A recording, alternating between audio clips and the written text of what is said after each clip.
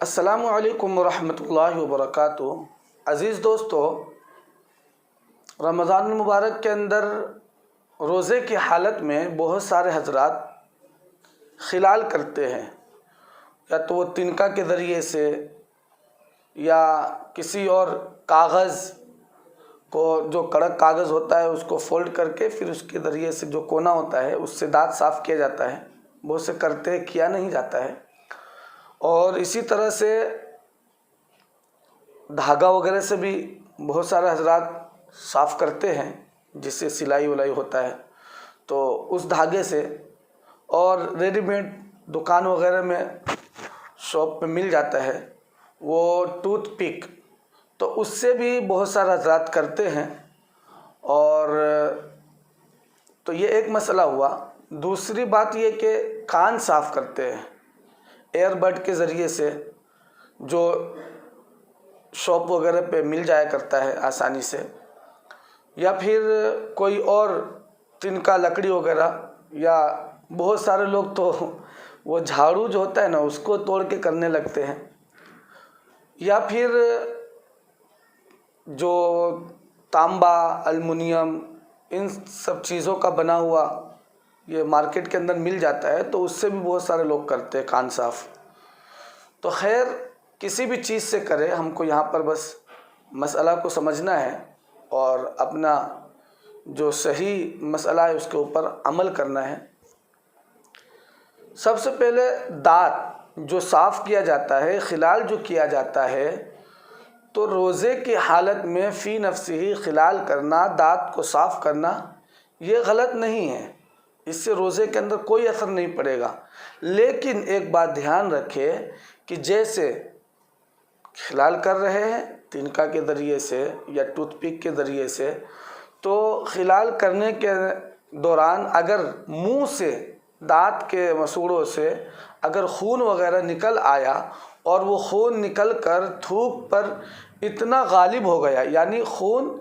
زیادہ ہو گیا، تھوک کم ہو گیا، تو اب اس کو کسی نے نگل لیا تو روزہ اس کا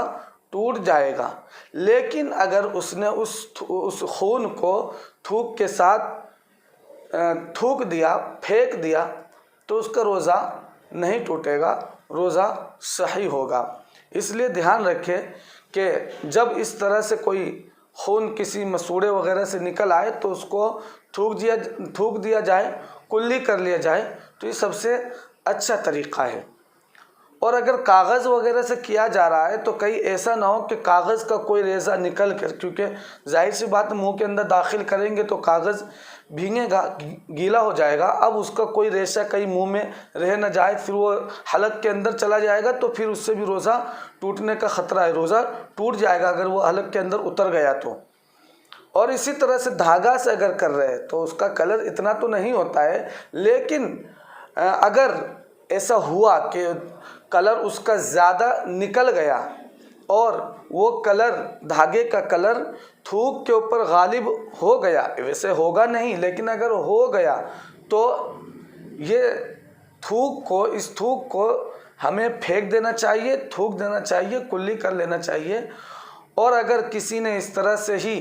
اس کلر کو نگل لیا تو اس کا بھی روزہ ٹوٹنے کا خطرہ ہے، روزہ صحیح نہیں ہو پائے گا۔ اس لیے اس کا خوب دھیان رکھے کہ کہیں ہم یہ غلطی تو نہیں کر رہے ہیں۔ چلیے اب دوسرا مسئلہ کان صاف کرنے کا۔ تو وہ کان صاف اگر سلائی کے ذریعے سے کر رہے ہیں اور ایئر بڈ کے ذریعے سے کر رہے ہیں، تو اگر خالی یوں ہی کر رہے ہیں صاف، اس کے اندر کوئی دوا وغیرہ کا، تیل وغیرہ کا استعمال نہیں کیا ہے، تو کر سکتے ہیں، روزے کے اوپر کوئی اثر نہیں ہوگا۔ لیکن اگر کسی نے اس کے اندر دوا وغیرہ ڈال کر کان کے اندر ڈالی اس کو، تو پھر اگر وہ اندر چلا گیا اس کا اجزا، تو پھر روزہ اس کا صحیح نہیں ہوگا، روزہ ٹوٹ جائے گا۔ اس لیے یہ دھیان رکھے کہ ایسی غلطی ہم سے نہ ہو اور پھر ہمارا روزہ بالکل درست ہو، صحیح ہو۔ ٹھیک۔